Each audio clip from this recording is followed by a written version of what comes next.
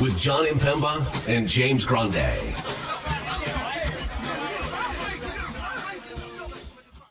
What is going on, FA Nation? Jon Impemba here with James Grande. Welcome into the Fantasy Alarm NBA DFS Playbook Preview Show. And James, it is a special week here in the NBA. The Emirates Cup tournament continues, which means we have just 3 games on the Monday main slate. We have just 2 games on the Tuesday and Wednesday slates as well, as they play through their tournament rounds here. So some small slate NBA action, which can be exciting. Yes. We're going to see, obviously, some high ownership on chalk. We're also, now that we're through the play-in rounds, these guys and these teams are going to be playing, we expect big minutes. These teams take it seriously.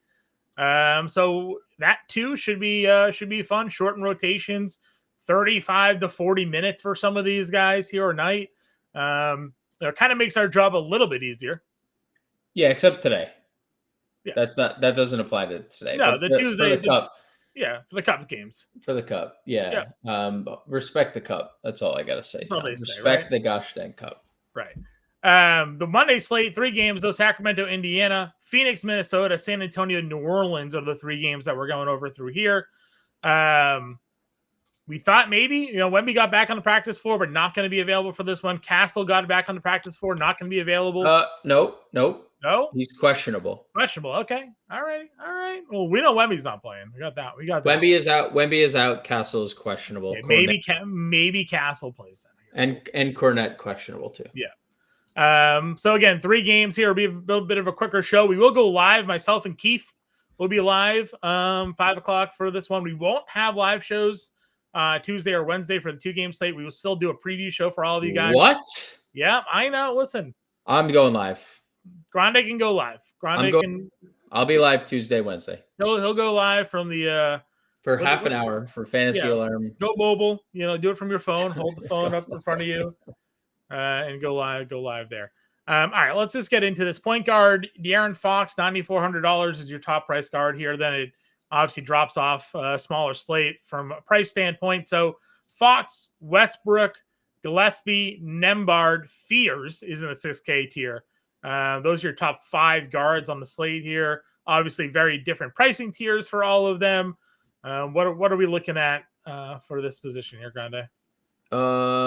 I mean, Fox would look pretty different at 9,400 if Stephon Castle returns, because now there's a lot of mouths in their backcourt to feed. I don't hate it. I don't love it. Possibly Herb Jones returning on the other side. I think I'm indifferent about $9,400 De'Aaron Fox.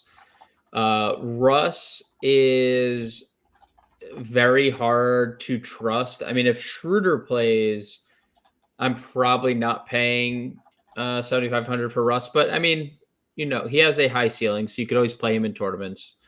Gillespie played 30 minutes in the blowout. I have no idea. Like, I shouldn't say I have no idea. They're going to likely be more competitive, but it is worth mentioning Dylan Brooks also popped on the injury report for this one. He is listed questionable.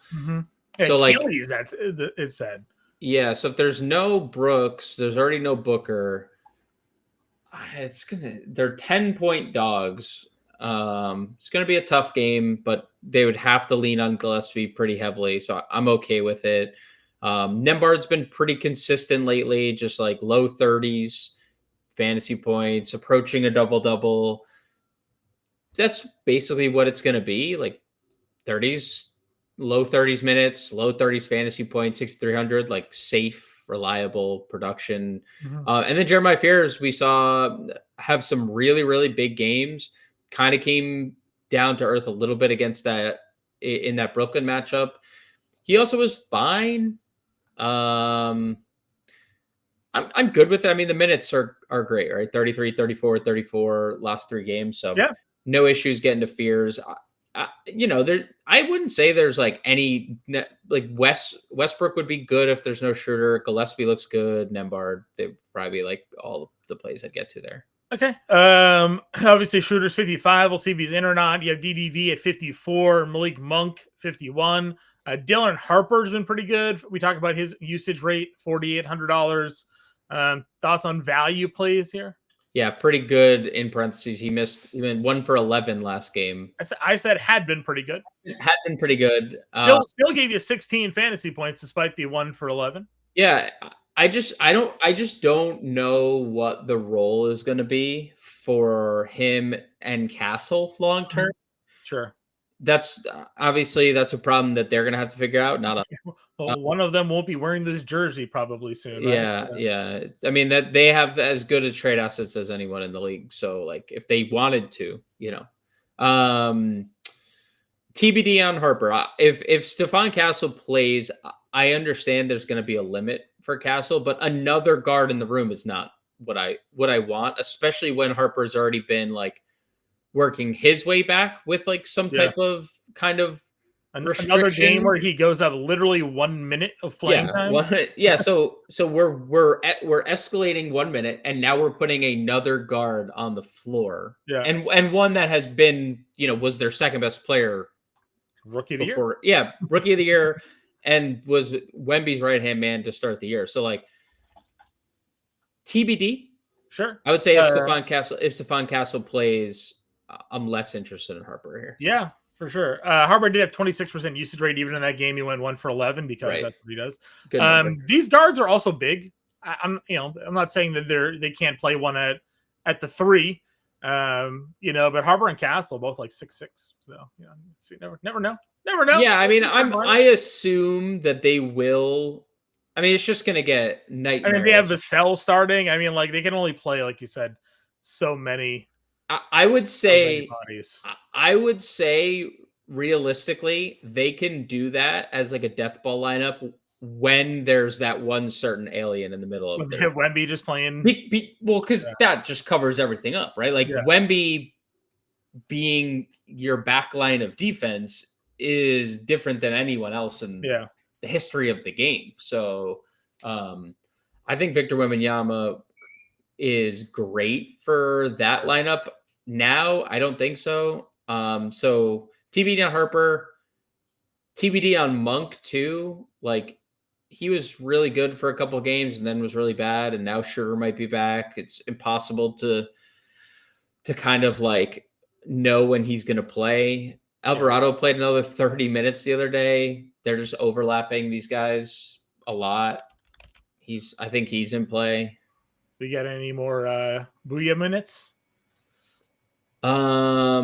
It's possible. I mean, he's probably gonna play. Mm-hmm. What is he gonna play? I mean, he played 6 first half minutes, which, when you do the math, he played all 12 in the fourth quarter. Yeah. So he was pacing for not a lot of minutes. They went pretty short with their rotation. Brooks, Allen, Gillespie, Williams, Royce O'Neal, and then Ryan Dunn, Iguodaro, and like Goodwin played 6 first half minutes. They did not really play a lot of anybody. So I guess we'll revisit that if Dylan Brooks ends up sitting out. Yeah, for sure. Anybody else? Yeah, this Ethan. We'll actually talk Ethan Thompson at shooting guard because Indiana has 2-point guards here. Okay. Edwards is $9,500, your top priced shooting guard on the slate. Obviously, there's Castle at $8K if he's back, but we would expect some sort of minutes restriction there. Murphy's $7,800. Levine went absolutely nutty in that game against Miami, showing that he can still do it as maybe he tries to get traded again. $6,800 for him, and then Grayson Allen at $65. Yeah, I mean, Ant, coming off a couple of stinkers, but that's always signs for what's to come, right? Just nuclear explosion. That's usually the Ant Edwards way. What Edwards do you know that takes 4 total threes in 2 games? Yeah, I mean, yeah. That one, he took 1 3-pointer in 37 minutes. Anthony Edwards. Yeah, What? I don't know. I don't really have anything for you. That ain't his game. That's not his game. I don't really have anything for you. So for sure, assuming Ant bounces back, wouldn't play Castle at $8K. There's just no way he's not limited. Trey Murphy has been super consistent. If you want to play Trey Murphy, absolutely okay with that. Zach LaVine has scored 44 combined points in the last 2 games. I don't know if you saw that. Zach LaVine, 44 combined in the last 2. Yeah, I mean, not great, super great. So yeah, I always tournaments forever. Might just not play it. It was Might play honestly 19 minutes. It was unfortunate that he did what he did because he took Norm Powell out of that game. Norm didn't come back in. I couldn't go 8 for 8 in my NBA picks over the 2 days there, Thursday and Friday. 8 for 8's a good it's a pretty good number. Was. Grayson Allen, as kind of expected, is not a 42 point per game scorer. Like, he had that one random game where he just got like white hot, and sure. He's fine. I hate the price tag of these Suns. They're priced far too much, but I guess if Dylan Brooks is out again, maybe it's something we reconsider here. But and that Pelicans matchup, don't forget, like you've highlighted this a bunch, they allowed the most 3-pointers in the NBA. Grayson Allen went out and knocked down 10. So yeah, it was a great spot, and Minnesota is not that same spot. So I definitely agree there. Okay. Champagne's 54, and then a lot of guys we've talked about. Maybe Goodwin finally steps up and plays more if there's no Brooks here as well. Yeah, another guy who completely benefited from blowout again, barely played in the first half, and we just kind of are being told by Phoenix we really need a lot of people out to play most of these like secondary. He had like 7 minutes in the first half of that game or something. Yeah, he did not play. Dude, I just went over it. They played 4 guys, or they played 5 guys, and then like Iguodaro and Dunn were the only guys that actually played any minutes off the bench before the blowout. So, I don't have a lot of interest in Goodwin unless Brooks is out. Okay. Ben Shepard is out, leading us to Ethan Thompson here. Yeah, it's just it's very random. He signed a 2-way deal. Rick Carlisle apparently like loves him since he arrived and decided to just play him a boatload of minutes. They started Garrison Matthews in that game, and then they didn't start him again in the second half, and they started Thompson. I'm assuming that is what's going to happen in this game, except Thompson just starts the game instead of the second half. And if he's starting, like, it's definitely okay. He's 3,500. He did a lot of things. He wasn't obviously a high usage player, and he was super efficient offensively, but on a 3-game slate, 3,500, if there's 30-minute upside, then I think it's definitely at least an option for us. I mean, he'll probably draw a lot of ownership initially, you think, right? If people are just kind of banking on probably the last game, so yeah, probably. What did Jordan Hawkins do? 14 minutes in that game. Yeah, they're playing McGowan all the minutes. Yeah, but we don't even know if that's going to be a thing because Herb is questionable. So if Herb comes back, McGowan's minutes probably go away. Small forward then. Matherin, 7K. Sadiq Bey, $6,900, went over his point prop again for the 8th straight game the other day. Dylan Brooks, questionable, did go off to start that game against Houston with his 41% usage right there. DDR and Vassell run up the 6K tier. Yeah, Matherin's just what he is. Like, super high octane scorer that also doesn't score sometimes. I don't know how else to like. He has a super high ceiling. Yeah, and in this spot, man, like this is one of those spots though where the Kings allow more points in the paint than any other team in the NBA. And Matherin, I know he took 11 threes last game, but he is constantly attacking. So this is a spot between him and Siakam that I want a lot of interest in. So I like Ben Matherin at 7K. Sadiq feels safe. I don't love the $6,900 price tag, but it's fine. He's playing mid-30s minutes. Does He's Herb impact scoring. him at all? Probably not at this point. Probably not. I would say Herb is direct, like just they can just get rid of the McGowan stuff, at least extended McGowan's minutes. Like McGowan's probably in the rotation. He might even be over Hawkins at this point, like long term. Yeah. So, but I think Bay feels safe. Brooks, obvious. You said Achilles, it's ankle. Okay. Is it okay? I thought Underdog had said Achilles on. Well, I guess it could I mean, they're close. Yeah, that's fair. I'm gonna see if I miss. Obviously, I have been misreading things with the Castle news as well, so maybe I just mistook that one also. But go ahead. What if Brooks is in or out? Like, are we there?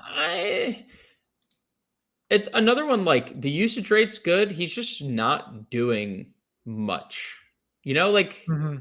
He's really just scoring this year. I'm not saying it's bad. His just price is just really capped at 6,600. Like I'm okay with that. I'm just kind of indifferent about it. Underdog does have Achilles listed, but who knows, right? Okay, yeah, whatever. Like one of them has Achilles, one of them has ankle. They're close by, close in proximity. So agreed. I think DeRozan, another one like. I don't think I've clicked this button once this year. I have not even come close to hitting this button this year. And I don't think the button's going to be hit here. I would probably rather play Vassell, but another situation where the minutes are kind of trending a little down. And Castleback playing Castle, dude, like he's the one that could shift to the 3 because he was playing the small forward before. So they're playing him there now with Champagny. Yeah. Well, like they're playing, they're positionless. I don't know how to they're classifying him in Champagny is impossible. Yeah. And that's the NBA itself now, right? They're just all Yes. positionless NBA. I was going to see on Basketball Reference what his listed position was. So his listed position the first 2 years in the league was small forward. Right now it is listed as shooting guard in terms of minutes played, but whatever. Yeah, but him and Champagny both they're like the same height. Yeah. I don't know how they even quantify that. Like if you have 3 players like the same, like it's just who you're guarding first. Yeah, I guess Yeah. that's like the only thing I could possibly even think of there. All right, so we go further down here. Jaden McDaniels actually had a pretty good game the other day. Champagny's there, Keldon's there. We talked Goodwin. Maybe Dunn gets a start if Brooks is out. Replace just for defense. He's 44. What are our thoughts here? Yeah, McDaniels 2 good games in a row. Technically at the price, he's exceeded 5x 3 games in a row. He's always going to be fourth fiddle offensively, but he does have this upside, especially when you go 10 of 13 from the floor. That's pretty good. Yep. So I'm okay with it. I don't like a lot on this slate. I'm not gonna lie. I've been very indifferent about everying. Keldon, there's no real star, right? There's Wemby's obviously not here. It's Anthony Edwards who sucked the last couple of games, so you're not like excited to jam him in at $9,500, and then we're dealing with a Spurs team that could be getting guys back, so there's some ambiguity with their position. So I would be okay. I would like we know is like hit last game. He's ready to. He does this like he goes. Yeah, but it's not like he's coming off and making you feel good about it. You're just being like he should be able to do X. De'Aaron Fox could get Castle back, which we're maybe concerned about. So like, there's really not a clear cut yet. There are 2 positions to get to here. Obviously, maybe there's some plays that we will find a bit more appealing. Jarice, Nick Clifford had a good game in their blowout. I like Keldon at 5-2, by the way. We didn't really talk Keldon, but I like him. Oh, we're team Keldon. Always. Yeah, always team Keldon. Any other values? Not unless something changes. I wish Terrence Shannon was a guy. He just doesn't play. I know. We had high hopes. he got some early opportunities and he just really didn't play well. So Yeah. that happens. Power forward. Siakam's 88, Randall's 85. Those are your top two. Wouldn't have any issues playing either of them. I love Siakam in the spot. Love him in the spot. Good to see the rebounds come back. It was the same way in Chicago, all the points in the paint. I know he had 5 threes. That helps too. But dude, this again, Sacramento, maybe it changes for them because they're starting Reyno, but they allow more points in the paint than anybody else in the league. And this is a guy who just constantly puts pressure on the rim, like always. He's amongst the league leaders in drives per game. Yeah. Yeah. This was one of the players I was kind of alluding to as maybe the spend play for Siakam the way he's running right now. Again, not to take away anything from Randall, who after a couple of games has kind of popped right back. Well, Ant isn't. Randall is, maybe that's the correlation there. But he's been fine. Obviously, Phoenix itself is a decent matchup for him. If Keegan doesn't play, I forgot he was questionable until we got here. Right? Do they put Neek in the lineup here, or do they? I'm not even gonna try to speculate. Okay. They could do Neek. They could do Precious.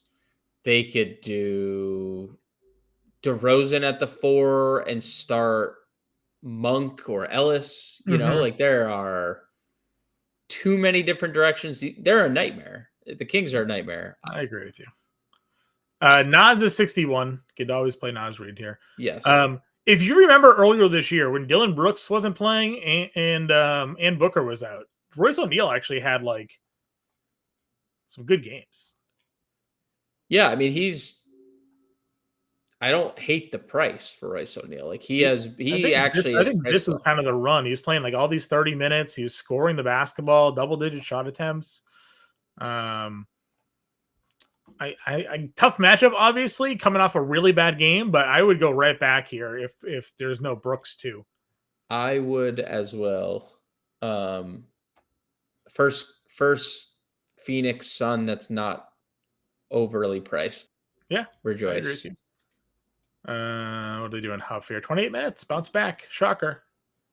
Has a bad game versus Jokic, and goes and plays Chicago and has a good game. So, well, yeah, Chicago is an abomination of a franchise again. They're not good. We talked about the Pelicans and their propensity for giving up threes. Is it a Harry B day? Never feels good when it is, but it might be. He went 6 of 8, knocked down 3 of 5 from 3 the first game in 28 minutes. Obviously, things have changed in this situation, given who's not on the floor for them. But it was just a couple games ago where he knocked down 7 threes on his way to 31 actuals. So I have a hard time probably getting there at the price, but I understand it. Okay. Mention if Precious starts, if Dunn starts. If Sohan starts. Yeah, well, Sohan didn't start last time. They played Bismack. Oh, yeah, if Sohan, if Cornet if Cornet's out.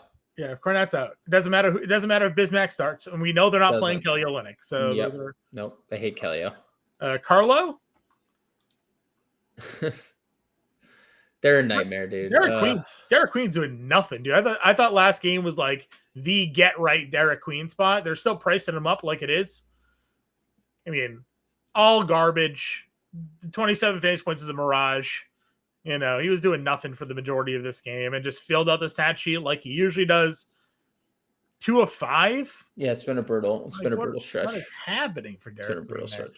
I probably don't play Carlo, but I get it. Okay. Maybe large field stuff. Again, Nas, Gobert, Mark Williams. Is it just? Are you paying $5,000 for right now? Probably. Right. Started last game, doubled. Yeah, and you could he's going to start just moving forward. Yeah. Like this until Sabonis is back, unless they trade him. Until Sabonis is back, Reyno is just playing. Yeah, I agree. I was kicking myself a little bit. I was nervous. His point prop in this game was only 8.5, and I was like, he's coming off 25. He's gone over that and everything.